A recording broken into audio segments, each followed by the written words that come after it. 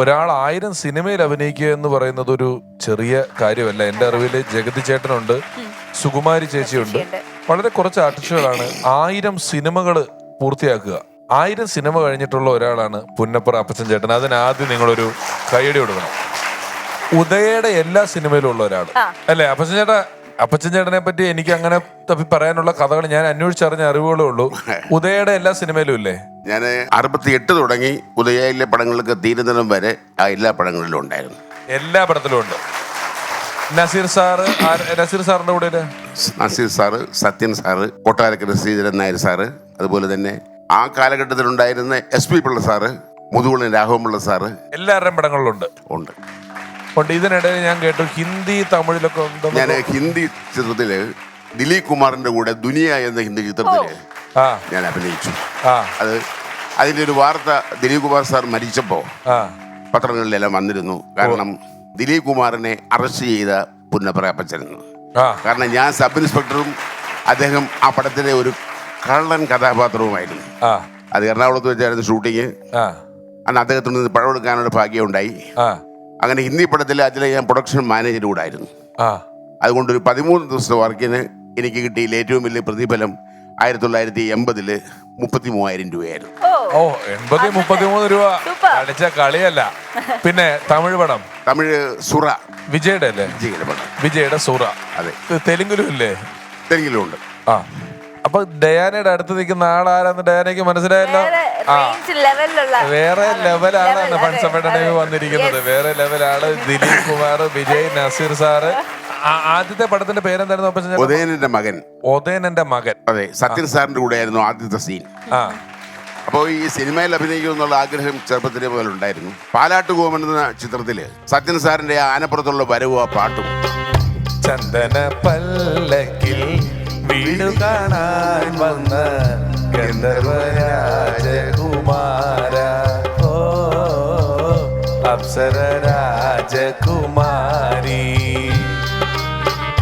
ചന്ദന പല്ലക്കിൽ വീട് കാണാൻ വന്ന ഗന്ധർവരാജകുമാര, ഓ അപ്സര രാജകുമാരി.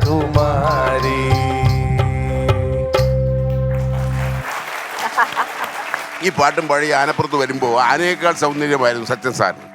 അപ്പോൾ അത് കണ്ടപ്പോൾ തോന്നി എന്തെങ്കിലും അദ്ദേഹത്തിന്റെ പടത്തിൽ ഒരു മൂലയ്ക്ക് നിൽക്കണമെന്ന്. അതിനുവേണ്ടി എന്ത് ചെയ്യണമെന്നോ ആരെ കാണണമെന്നൊന്നും അറിഞ്ഞുകൂടാ.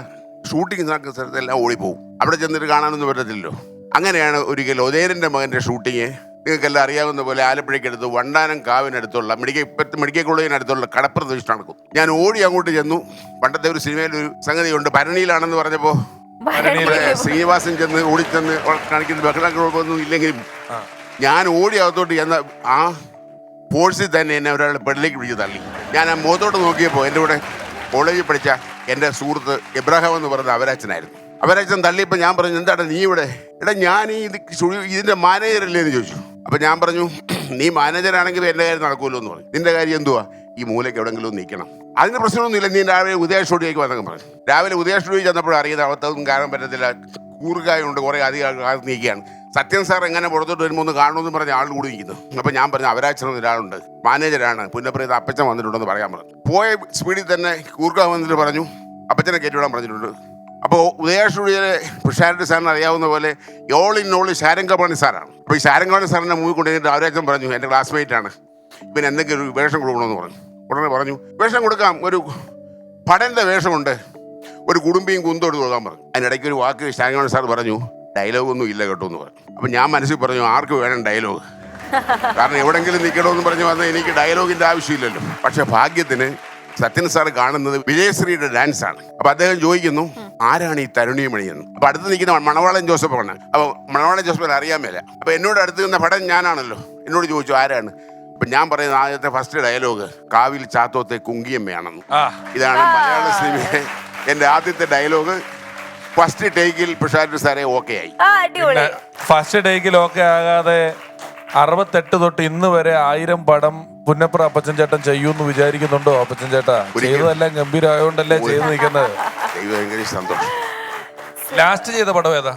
ഏറ്റവും ഒടുവില് പിന്നെയും അടൂർ ഗോപാലകൃഷ്ണൻ സാറിന്റെ അതിലാണ് ലാസ്റ്റ് ചെയ്തിട്ടുള്ളത്. അതും അതിന്റെ കൂടെ തന്നെ ചാലക്കുടിക്കാരൻ ചങ്ങാതി വിനയൻ സാറിന്റെ പടം. അതെ. സുരഭി ഇവിടെ നാഷണൽ അവാർഡ് കിട്ടിയ നടീന്നും പറഞ്ഞ് ഞെളിഞ്ഞിരിക്കുമായിരുന്നു. അപ്പൊ ഞാൻ നോക്കുമ്പം അതൊന്ന് താത്തണമെങ്കിൽ എനിക്ക് ഒരാളെ അതിന്റെ മേളിൽ ഒരാളെ ഇറക്കിയെങ്കിൽ മാത്രമേ ശരിയാവുള്ളൂ എന്ന് മനസ്സിലായിട്ടാണ്. ഞാൻ ഒരിക്കലും അത് ആഗ്രഹിക്കുന്നില്ല. കാരണം എന്റെ മുമ്പിൽ ഏറ്റവും വലിയ നടിയാണ് ഇരിക്കുന്നത്, വിശ്വാസമുള്ളവനാണ് ഞാൻ.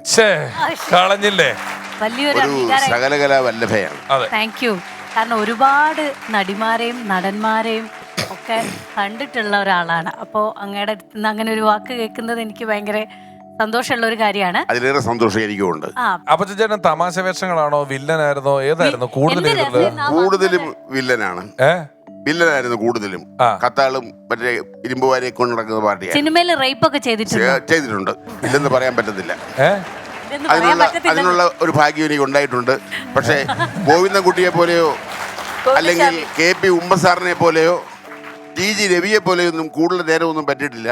ബലാത്സംഗം ചെയ്യാൻ ചെല്ലുക, അതിന് മുമ്പ് തല്ലുകൊണ്ട് പോരുക. അത് ആ കൂട്ടത്തില് മനുഷ്യപുത്രൻ എന്ന സിനിമയില് ജയഭാരതിയെ ഞാൻ പൊക്കിക്കൊണ്ടു പോകുന്നൊരു സീനുണ്ട്. ശാരദ ഞാൻ അധികാര സിനിമയിലെ റേപ്പ് ചെയ്യാനായിട്ട് വീട്ടിൽ ചെന്ന് കയറുന്നുണ്ട്. അപ്പോൾ നെല്ലിക്കോട്ട് ഭാസ്കരൻ കണ്ടിട്ട് വന്നിട്ട് അടി തന്നിട്ട് എൻ്റെ കൂടെ കൂട്ടുവന്നത് മാള അരവിന്ദനാണ്. മാള അരവിന്ദൻ തെങ്ങ കയറി.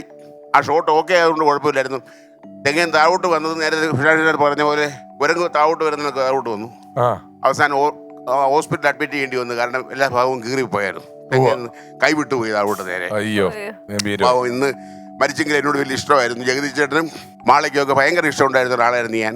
എൻ്റെ മനസ്സിൽ ഇന്നും ഞാൻ ഓർക്കുകയാണ് മാളച്ചേട്ടനെ. പക്ഷേ ജഗദീഷ് ചേട്ടനെ ഞാൻ എല്ലാ പ്രാവശ്യവും ഒരു 6 മാസം കൂടുമ്പോൾ വീട്ടിൽ പോയി കാണാറുണ്ട്.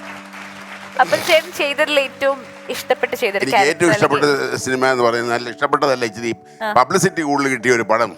ഇപ്പൊ ഈ ഇരിക്കുന്ന എൻ്റെ കുഞ്ഞു സഹോദരന്മാരും ഒക്കെ ഓർക്കും. ഞങ്ങളാരും കണ്ടിട്ടില്ലോ സിനിമ. കാരണം പെട്ടെന്ന് തന്നെ കടന്നു പോകുന്ന ചില സീനുകളാണ്. എന്നിൽ പോലും ദ കിങ് സിനിമയിലെ ഞാൻ മുഖ്യമന്ത്രിയായിരുന്നു.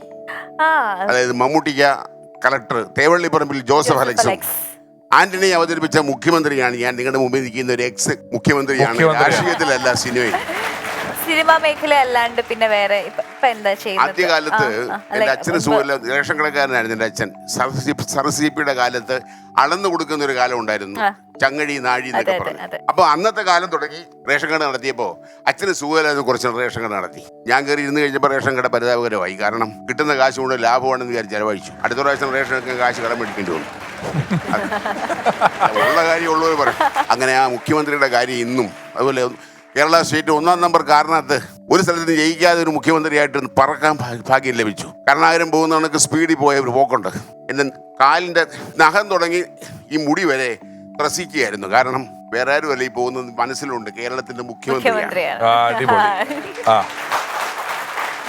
അപ്പോൾ അപ്പച്ചൻ ചേട്ടാ ഒരുപാട് സന്തോഷം. ഞങ്ങളുടെ ഒരു സ്നേഹാദരം ഏറ്റുവാങ്ങണം. നൽകാനായിട്ട് ഞാൻ രമേശ് ചേട്ടനെയും സുരഭി ചേച്ചിയെയും സ്റ്റേജിലേക്ക് ക്ഷണിക്കുന്നു, പ്ലീസ്.